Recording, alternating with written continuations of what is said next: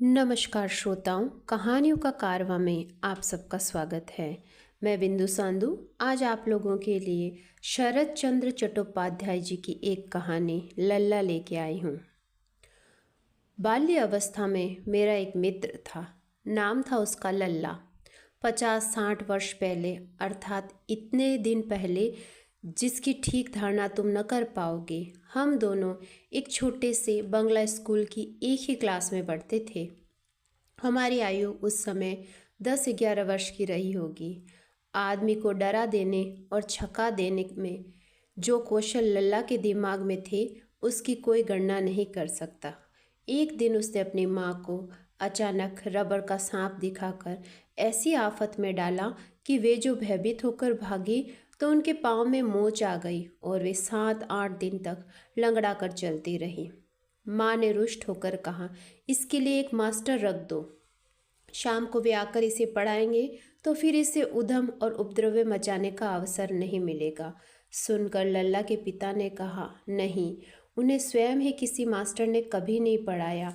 अपने ही प्रयत्न से दुख उठाकर, कष्ट भोगकर उन्होंने पढ़ा लिखा और आज वे एक सुप्रसिद्ध वकील हैं।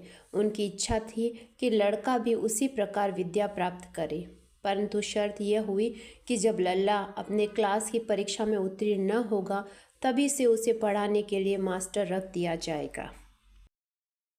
उस बार लल्ला की जान बच गई, परंतु वह मन ही मन अपनी माँ के प्रति चिढ़ गया। कारण यह था कि माँ उसके सिर पर मास्टर लादने का प्रयत्न कर रही थी और वह ये जानता था कि घर में मास्टर को बुलाना और पुलिस को बुलाना एक जैसा है। लल्ला के पिता धनीग्रस्त थे। कई वर्ष हुए पुराना मकान तुड़वाकर नई 3 मंजिला इमारत बनवाई। तभी से लल्ला की माँ की बड़ी इच्छा है कि वे अपने गुरु महाराज को उसमें लाकर उनके चरणों की रस से अपने घर को और स्वयं को पवित्र करे, परंतु गुरु महाराज वृद्ध हैं, फरीदपुर से इतनी दूर आने के लिए तैयार नहीं होते। इस बार अच्छा अवसर हाथ आया, क्योंकि गुरु महाराज सूर्य ग्रहण में गंगा स्नान करने के लिए काशी जाएंगे और लौटते समय नंद रानी अर्थात लल्ला की माँ को आशीर्वाद देते जाएंगे। लल्ला की माँ आनंद से फूली नहीं समाई। गुरु महाराज के स्वागत और सेवा की तैयारियों में लगी हुई है। इतने दिनों बाद उनकी मनोकामना पूरी होगी।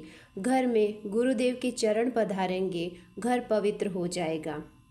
नीचे के बड़े कमरे में असबाब पत्र हटा दिया गया।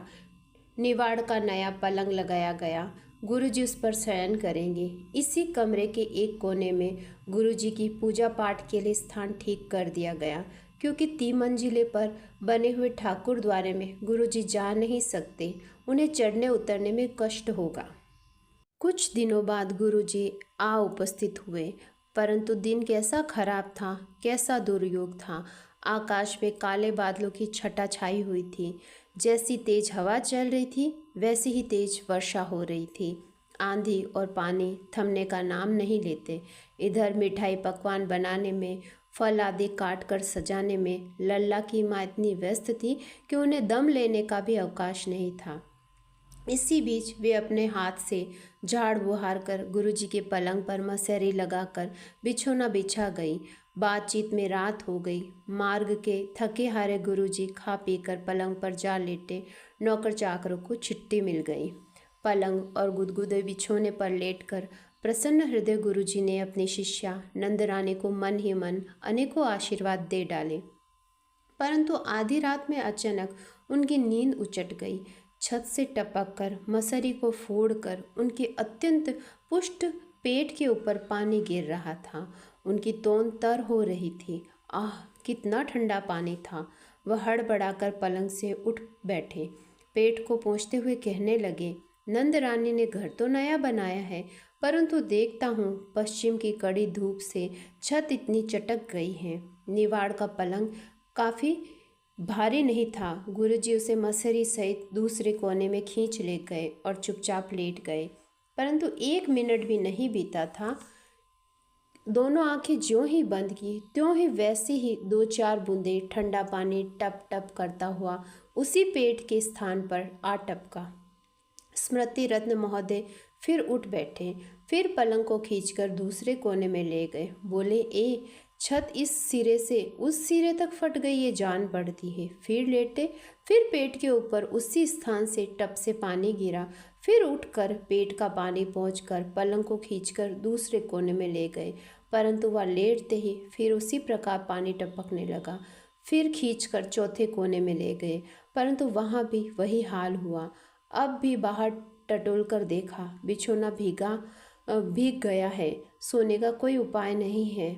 स्मृति रत्न कठिनाई में पड़ गए। वृद्ध आदमी ठहरे, जगह भी नहीं है, जानी हुई भी नहीं है। दरवाज़ा खोलकर निकलते हुए डर लगता है, और यहाँ रहना खतरे से खाली नहीं है। क्या ठिकाना, फटी हुई छत कहीं अचानक सिर पर ना आ पड़े। गुरुजी डरते डरते दरवाज़ा खोलकर बरामदे में आए।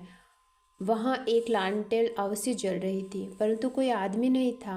आकाश में घोर अंधकार छाया हुआ था। जैसे जोर का पानी बरस रहा था, वैसे जोर की हवा भी चल रही थी। खड़े रहना भी कठिन था।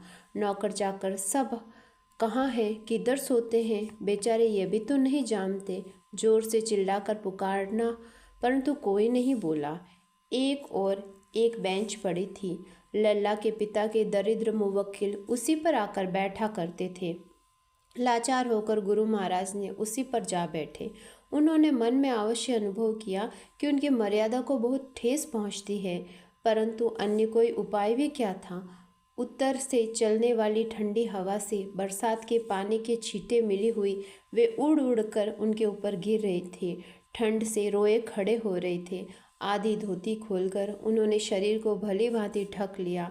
दोनों पाँवों को वहाँ तक सरका कर उठाकर आराम से पानी का बचने का तरीका निकाला। थकान और आराम में विघ्न पड़ जाने से शरीर शिथिल हो रहा था। मन में खींच भर रही थी। नींद से बोझल आंखें भारी हो रही थी। गुरुजी घर में सदैव साधारण भोजन करते हैं। आज यहाँ पर भोजन भी बढ़िया सामग्री पाकर खूब डटकर खाया था। उस पर रात को सोना नहीं मिला। परिणाम यह हुआ कि दो एक खट्टी डकारें कंठ तक आकर रह गए। गुरुजी बहुत घबरा उठे। इसी समय अचानक एक नया उपद्रवी उठ खड़ा हुआ, जिसका गुरुजी को अनुमान तक न था। न जाने कहाँ से बड़े बड़े मच्छरों ने आकर उनके कानों के पास भिनभिनाना आरंभ किया। आंखों के पलके उठाना भी नहीं चाहते थे। उन्होंने साफ उत्तर दे दिया था। गुरुजी का हृदय आशंका से भर उठा। न जाने ये बदमाश मच्छर कितने हैं। ये स्थिति केवल 1-2 मिनट तक रही। जो अनिश्चित था वह निश्चित हो गया। गुरुजी को भली बातें ज्ञात हो गया कि इन रक्त के प्यासे शत्रुओं की कोई संख्या नहीं है। संसार में ऐसा बहादुर कोई नहीं जो इस सेना का मुकाबला कर सके। मच्छरों ने काटने में जैसी खुजली थी वैसी जलन भी होगी। गुरुजी शीघ्रतापूर्वक वहाँ से उठ भागे, परंतु मच्छरों ने उनका पीछा नहीं छोड़ा। इस प्रकार पानी के कारण कमरे के भीतर टिकना मुश्किल था, उसी प्रकार मच्छरों के मारे बाहर भी चैन नहीं था।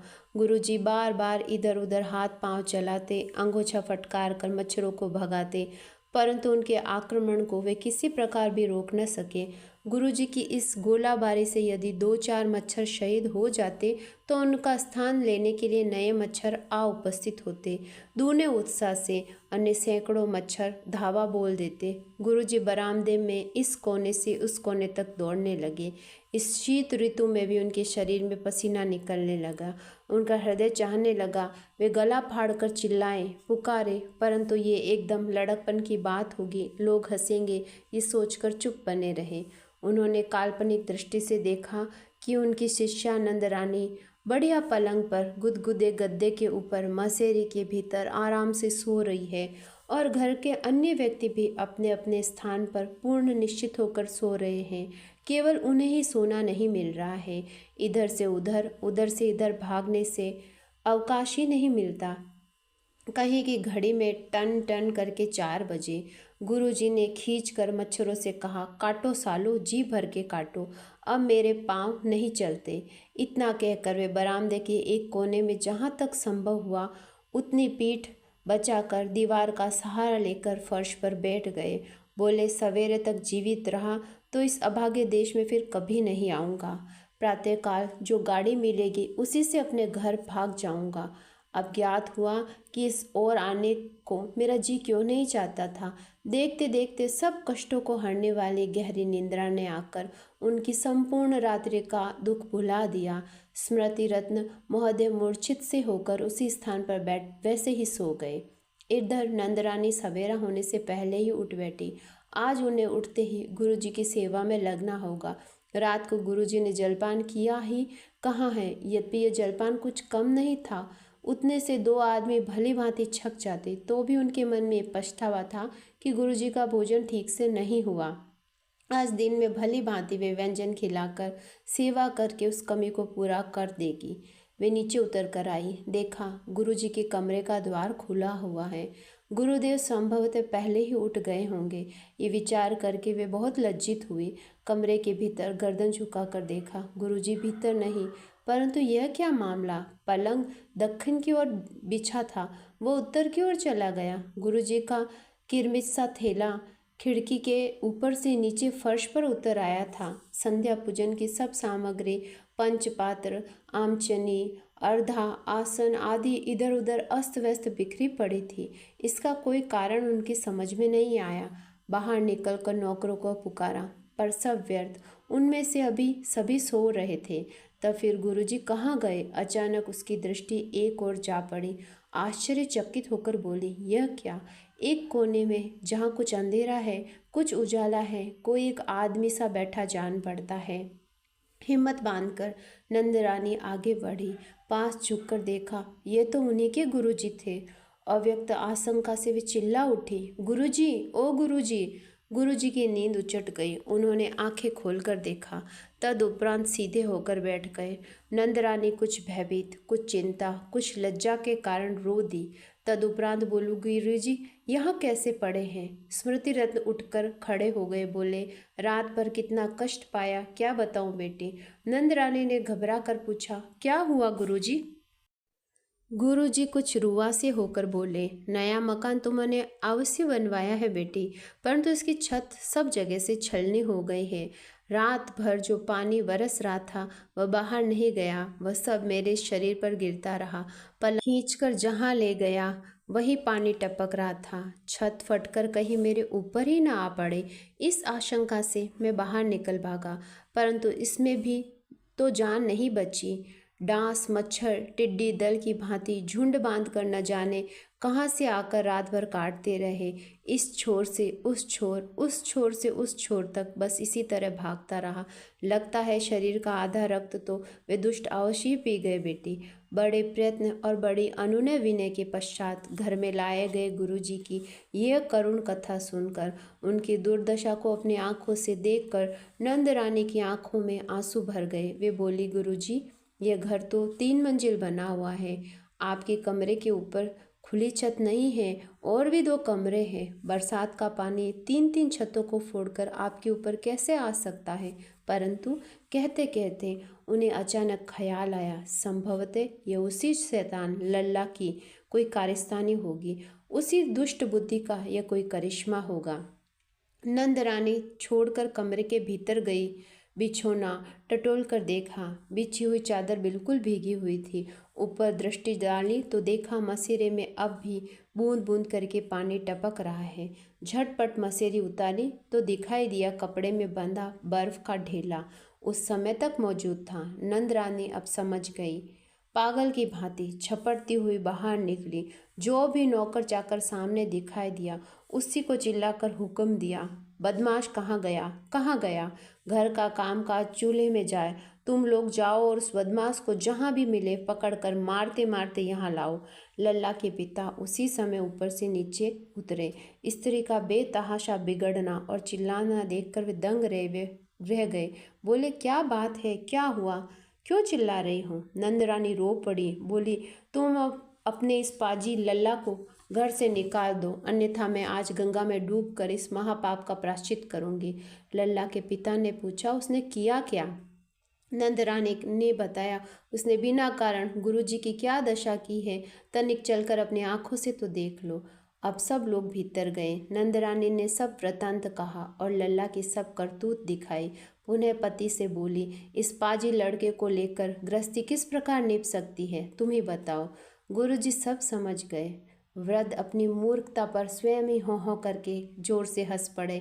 लल्ला के पिता दूसरी ओर मुंह फेर कर खड़े रहे। संभवतः उन्हें भी हंसी आ रही थी। नौकरों ने आकर कहा, लल्ला बाबू कोठी में नहीं है। एक नौकर ने आकर समाचार दिया, वे मौसी के घर में बैठे पेट पूजा कर रहे हैं। मौसी ने उन्हें रोक लिया है या नहीं आने दिया। मौसी अर्थात नंद रानी की बहन, उनके पति भी यही वकील है। वह पास ही में दूसरे मोहल्ले में रहती है। इसके पश्चात लगभग 15 दिन तक लल्ला ने अपने घर की चौखट पर पांव नहीं रखा। शरत चंद्र चट्टोपाध्याय जी की इस हास्यास्पद कहानी के अंत में आप लोगों से विनम्र आग्रह है कि अगर मेरे द्वारा किया गया कथा वचन अगर आपको पसंद आता है तो कृपया मेरे चैनल को सब्सक्राइब करें, लाइक करें, शेयर करें। धन्यवाद।